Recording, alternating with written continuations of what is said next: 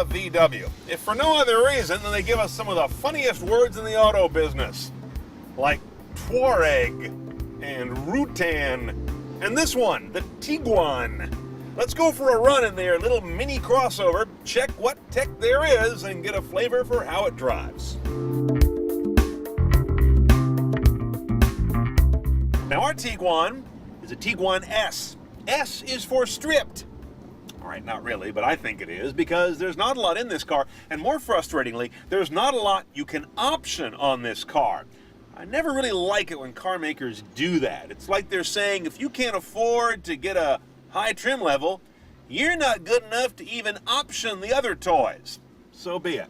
So our vehicle, just to get the decks cleared, cannot have navigation, cannot have a rear view camera. I don't think it can have Bluetooth. This is what you get. AM, FM, single CD. I swear it was supposed to have Sirius as well, but I can't find it. That single disc CD player, though, as you can see, does digest MP3 discs that you would burn at home. So that's a nice thing. And we have an auxiliary jack. When all's said and done, here's the biggest problem with this stereo system. It sounds like crap.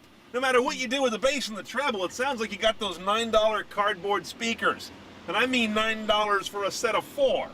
Now, if you really need navigation and a more elaborate audio system in your Tiguan, you've got to look at the SE or the SEL, the higher trim brothers to this one.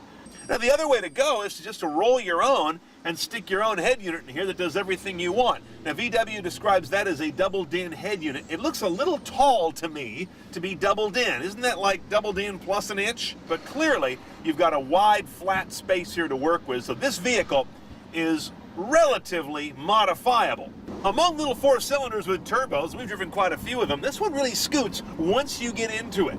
Maybe it's just the gearing in combination with the boost coming online, but it's kind of a giddy fun time. But again, there's lag coming off of a dead stop. Part of that issue could also be our transmission.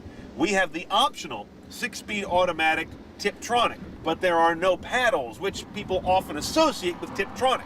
A 6-speed manual transmission is your base gearbox, and that'll save you over $1,000 if you stay that way.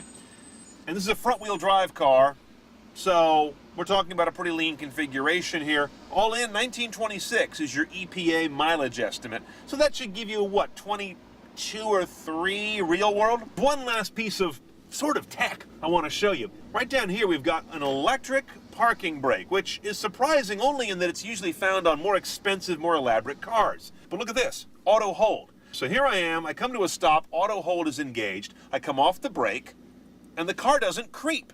So it keeps the brakes on, defeating creep, and it would also be a hill holder for you. And then when you press the gas, it releases it, and off we go.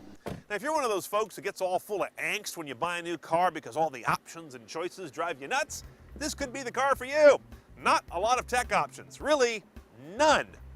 $25,000, just a little bit under that base for this vehicle, the S Tiguan with the automatic Tiptronic transmission. Delete that, save $1,100, get a 6-speed manual instead, and I think it's a better combination with this motor. So that's kind of the smart way to go. Only other tech option out there is nothing.